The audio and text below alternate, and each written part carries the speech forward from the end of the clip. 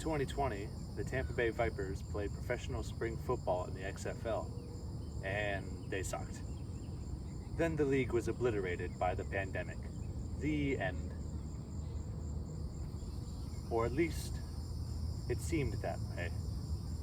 The league filed for bankruptcy, and players went their separate ways. And look, there's Cornelius in the CFL, and Flowers in the FCF. Sure, there was some news in August 2020, with ownership of the league being purchased by Dwayne "The Rock" Johnson of all people. But come on, do you really think they'll give it another go?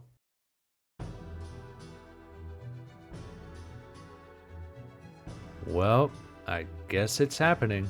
The XFL is somehow coming back for a third try, as they look to give it another go in 2023. The Vipers are indeed coming back, though not in Tampa, and not anywhere in Florida actually. They had nothing left for them there, so they looked out to the great expanse and headed west. They crossed mountains and valleys, plains and forests, and eventually reached a vast desert. Fittingly, the worst team in the XFL settled in Sin City, and the Vipers were reborn as the Vegas Vipers.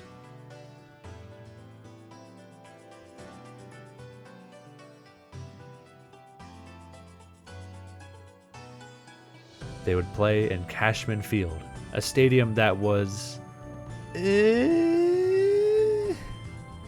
let's just say it wasn't really made with football in mind. The old guard had come and gone, and now, with the pandemic behind them, maybe they can actually play a full season. The new Vipers were led by Jalen McClendon and Brett Hundley at QB, as well as Luis Perez. Oh boy, another quarterback trio. Surely this one won't be a shit show. The offense featured guys like Jeff Badette, Rod Smith, John Levet, Matthew Sexton, Sink Sweeting, and hey, they even got another USF grad in Sean Price. On defense, Deontay Anderson, Pita Taumopanu, Marwin Evans, Kalen Kennedy, and a whole bunch of other guys looked to hopefully be better than their predecessors. Bailey Green and Samuel Sloman handled the kicking, and Rod Woodson was brought on as the coach. Once again, the Vipers sat around the middle of the pack, but for fans from Tampa, and now some in Vegas, they were just happy that their team was getting a second chance, what with entirely new players and all that.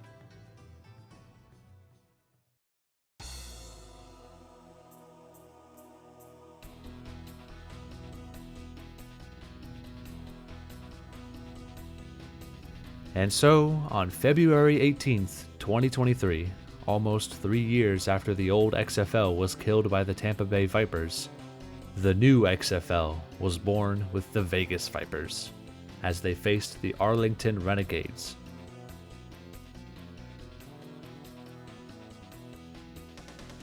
With Perez at quarterback, he actually looked competent, as he led the team down the field in a scoring drive. And later, he would once again connect with Badette for their second touchdown, as they went up 14-3. Of course, they would miss a field goal, typical Vipers, but they were still up at the half. And they're playing pretty well. Perez hasn't done any stupid shit at quarterback yet. Keep it up. And a pick! Intercepted by the Renegades and taken back by Tomase Laulay. Well, it seems the Vipers' quarterback curse has continued in Vegas, as they would turn the ball over again with a fumble, and the lead was blown again. But hey, a big goal line stop has to give them some momentum, right? Pressure. And intercepted! A pick six for the Renegades! Yeah, no. 2 pick sixes, that's not good. But once again, there's still a chance, as Perez looks to do what Cornelius couldn't, lead his team down the field to a win late in the fourth quarter. He marches into enemy territory, gets some help with a big gain by Sweeting, and then he gets him again! Yes! Touchdown Vipers, baby! Perez is the real deal, yes! Now all he has to do is get the 2-pointer and it's a tie game.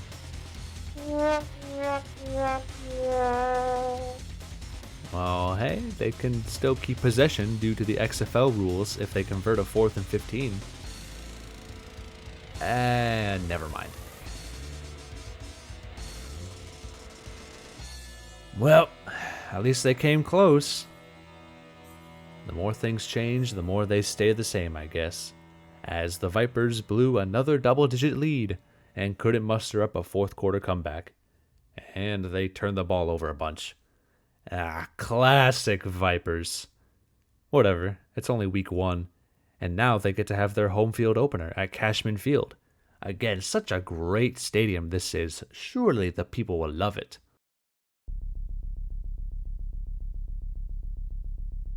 Yeah, so the Vipers play in a dump. At least in Tampa, they got to play at Raymond James, an actual NFL stadium. But here, come on. This is a high school stadium. Wet cameras and very few seats is one thing, but they were playing on dead grass. No, literally, the grass was dead, and they painted it green. What? What the hell? Only 6,000 people even showed up, as they had by far the lowest capacity, and predictably, they once again finished with the lowest attendance in the league. I mean, come on, surely you could have done better than this, right? Well, whatever. How's the product on the field? I mean, they're playing the Defenders, the one team they actually managed to beat before.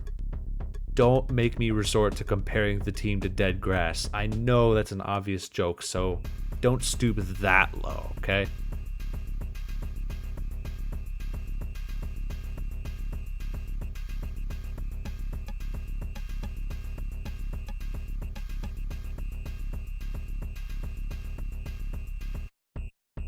Well, now it's the Vipers' turn to have some luck on the turnover side, and they got on the board first again with the touchdown.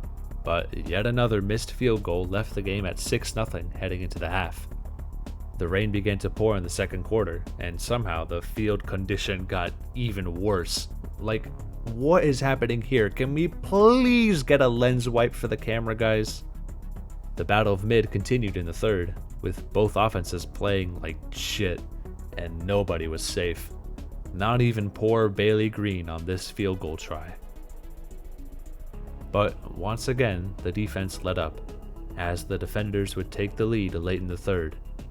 Facing another deficit, now it's Brett Hundley's turn to try and will this team to a comeback win. And he's bad too. God damn it. Well, on a miserable night in Vegas, where the rain poured on a garbage field, the Vipers lost yet again. Ugh. For fuck's sake, is it even worth going in depth with this team? Here, I'll skip ahead a few weeks. They played Seattle next, the defense still sucks. Oh look, another missed field goal. Oh look, they're up 20-9 late in the third, and wowee, they blew it again. They were up 26-18 with only 5 minutes left, and the defense played like shit and gave it right back. At least Hundley played better. Oh, look at that, a drive at the end of the game to secure the win. If only the Vipers could do that. Week 4, DC again. Hundley fumbles again. More red zone futility.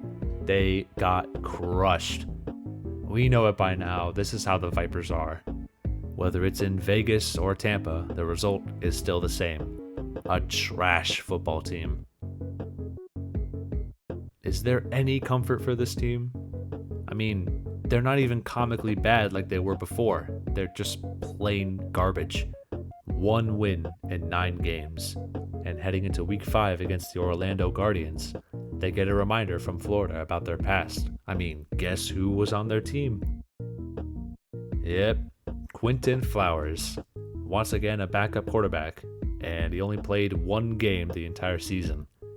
He doesn't play today, but even outside of the Vipers, the QB curse still lingers. Man, Flowers deserved better.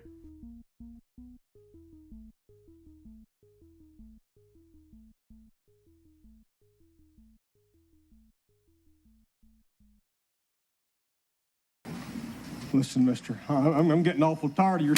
I'm getting tired of your gas. Now jerk that pistol and go to work. I I said throw down, boy. Oh.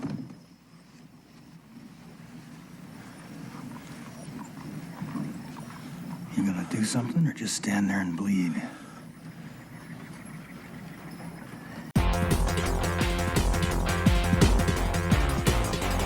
Well, the teams would trade touchdowns in the first, as Perez got another chance to show his stuff. And look at that, the offense is once again starting strong, going up 17-7 late in the half.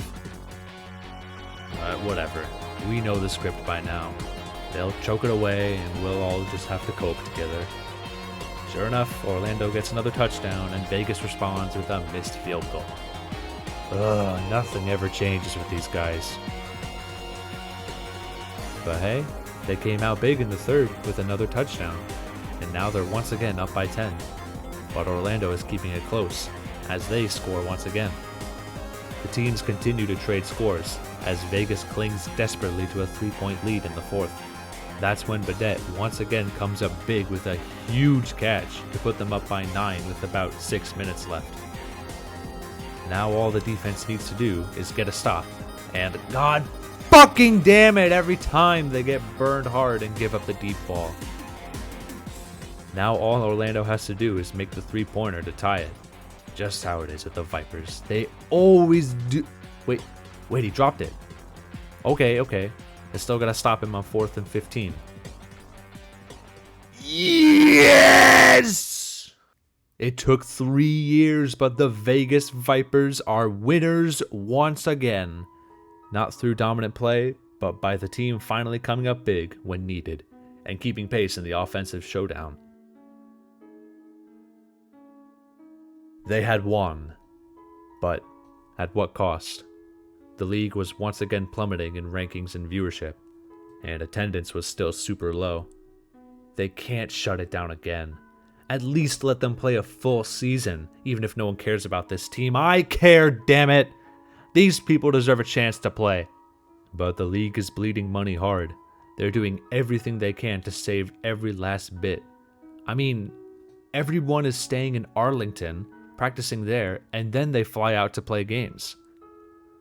But Dwayne Johnson is determined to keep the league around and have them finish the season. And so, the Vipers head into unfamiliar territory.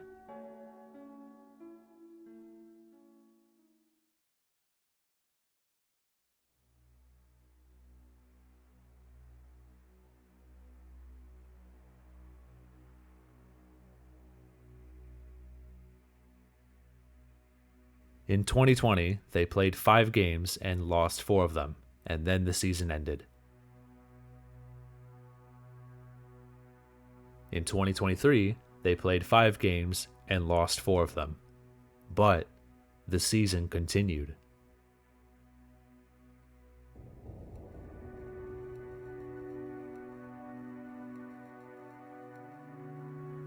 The second half was underway, and it began with the team facing their old rival for the first time, the St. Louis Battlehawks. They represented the polar opposite of what the Vipers were.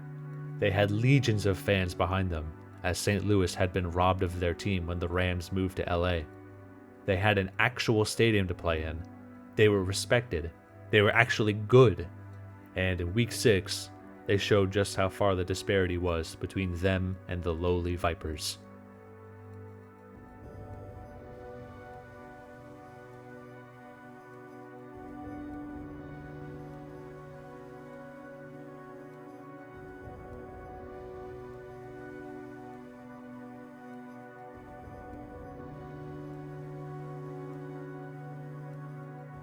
Yeah, it wasn't close at all. The Vipers got thumped hard on their own field as the Battlehawks cruised to an easy 29-6 victory. Are we surprised? Like, this is the XFL equivalent of the Yankees versus the Athletics.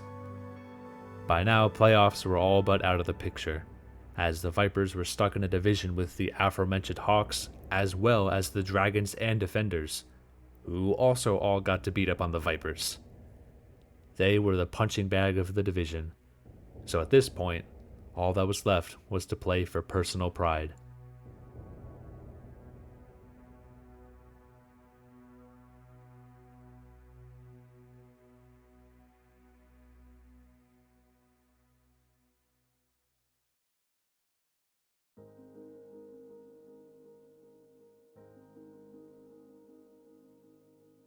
Week 7, the Vipers play their final home game of the season against the San Antonio Brahmas. Perez is gone, having been traded to Arlington, and Hundley has been benched for McClendon. To celebrate, they had a halftime performance by Eric Bellinger for the lovely 6,000 people in attendance. And early on, the USF alum Sean Price gets the Vipers on the board. In the second, Rod Smith receives the ball and turns the defender into a Goomba as he leaps over him for the score. And later on, they get a pick as the Vipers maintain their lead in the third. They actually convert on 4th and goal to make it 26-12. The defense holds firm once again, like they're actually playing well today. I mean, sure, the Brahmas aren't that good, but damn. Peter Tomopanu in particular played well, recording this huge sack. And it's here where I like to show why I care about this team. At the end of the day, past all the bad football and the fumbled decisions, this is just a bunch of guys coming together to have some fun. They play for each other. Sure, they want to win, but just being able to play in the first place is a privilege. Most of these guys came from nothing, as Peter says.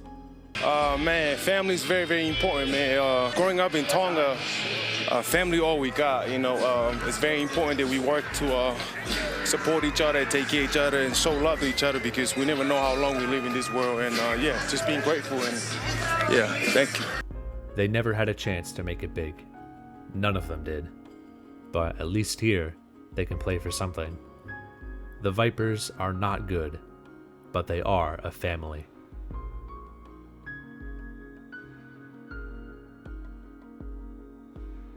And as the final seconds tick away, the Vipers would secure their second win of the season.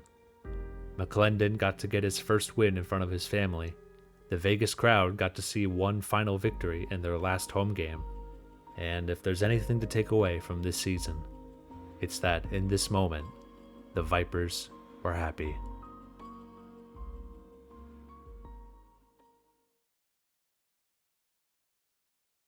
I think back to that game against LA and how Trestman said he believed this team could turn it around. Well, if that was their learning experience, then this game was their Super Bowl.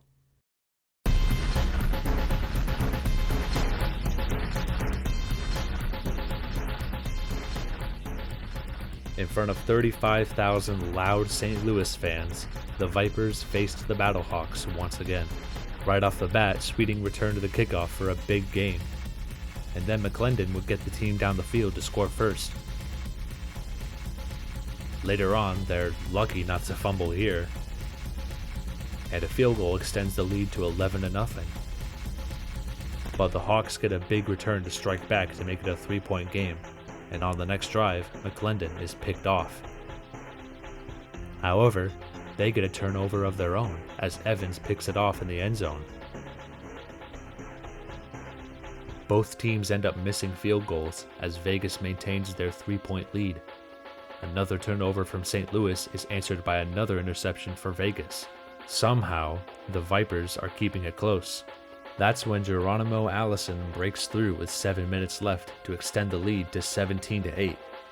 A great effort, but still a one-score game. But as the Hawks go to punt, they pull a fake, and the Vipers take the bait. Gary Jennings into the open field. Gary Jennings, the foot race, gets a block. Jennings, did he get it? He did! However, the 3-point try is missed, and the Vipers still have a chance to close it out. But the offense goes nowhere, and the defense, despite all their efforts, can't contain the Hawks, and they kick a field goal to tie it up. And so, for the first time in XFL history, overtime was played. And it's fitting how the Vipers were a part of it. I mean, this is the team that killed the old XFL and brought in the new one. Unlike the NFL, the XFL overtime consists of teams alternating 2-point tries, having 3 attempts each. Think of it like a shootout in hockey.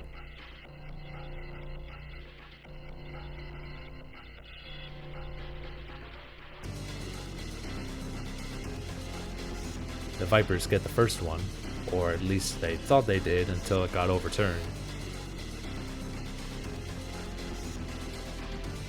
Then the Hawks get their first one. In attempt 2, Bryant makes the catch, but the play is nullified due to pass interference. Pass interference, number 4. Offense by rule. The try is no good. And on the next play, the Hawks end it.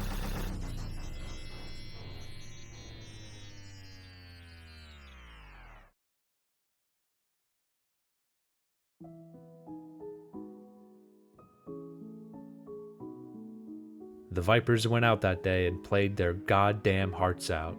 Sure, they lost, but at this point, who cares? They played the best damn football I've ever seen from this team and went toe-to-toe with one of the best in the league. They tried their absolute hardest, and really, that's all we can ask for, right? Win or lose, all that matters is if you go out there and give it all you got.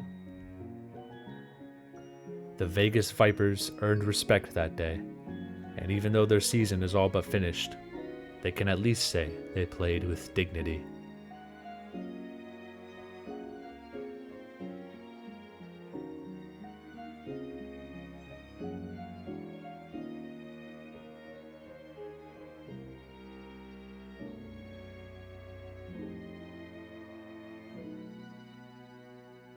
Now, the very next week they played hard against the Renegades and even held a 12-0 lead at one point.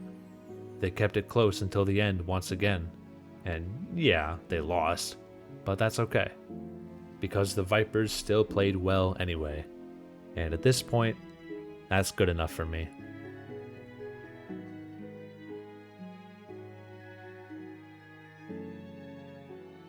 In their last game, they played the Seattle Sea Dragons. And yeah, they lost. It wasn't close, and they looked rough, but who even cares? The Vipers got to go out there and play some goddamn football. And they rode off into the sunset not as champions, but as a family.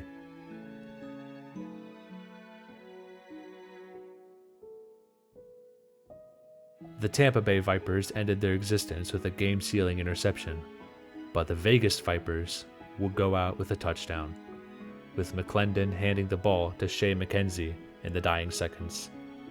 They got their second chance, and while their record didn't quite show it, they indeed played a lot better than they were before. After 3 years, they got their closure, and went out not with a bang, and not with a whimper, but in peace. The Vegas Vipers ended the season at 2-8, but not all was bleak. Peter Taumapanu was recognized as the XFL Defensive Player of the Year, and him along with Deontay Anderson were recognized as All-Stars. Peter went on to be invited to the Jets training camp, and he got to play there for a while before returning to the XFL with the Hawks, and the next season he would continue his dominant play. Luis Perez, after being traded to Arlington, also proceeded to play well, and he wound up leading his team to the XFL Championship, where he won the MVP.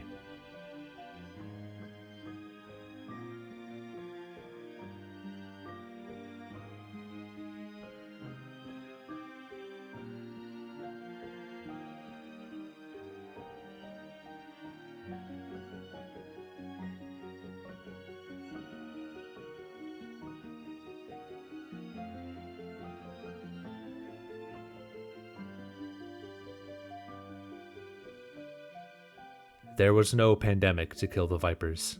Instead, they quietly faded out, as when the XFL and USFL merged to form the United Football League, the Vipers didn't make the cut. On December 31st, 2023, the Vegas Vipers were laid to rest, and this time it seems to be for good. They were born, lived, died, born again, and lived happily, only to return to the great ether.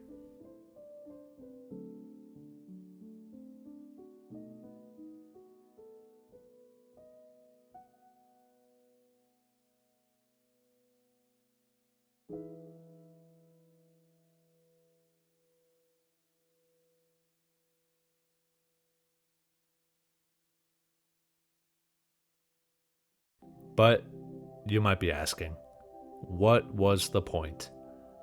Why focus on this team of all teams? A team that was shit for their entire existence, one that could only muster out 3 wins across their whole history. Well, it's easy to revel in the success stories, because who doesn't love a nice heartwarming tale with a happy ending? The hometown team finally puts it all together to win the title. People want to see that story. Nobody wants to see the Vipers. Well, even the trash teams still deserve to be remembered. I mean, these people went out day after day and played their butts off. And for these guys, who for many was their only real shot at professional football, they at least deserved to have that chance. You gotta appreciate the bad to understand the good, I guess. And if the Vipers somehow make another comeback, I'll be here to watch them. Because, well, there's always value in junk.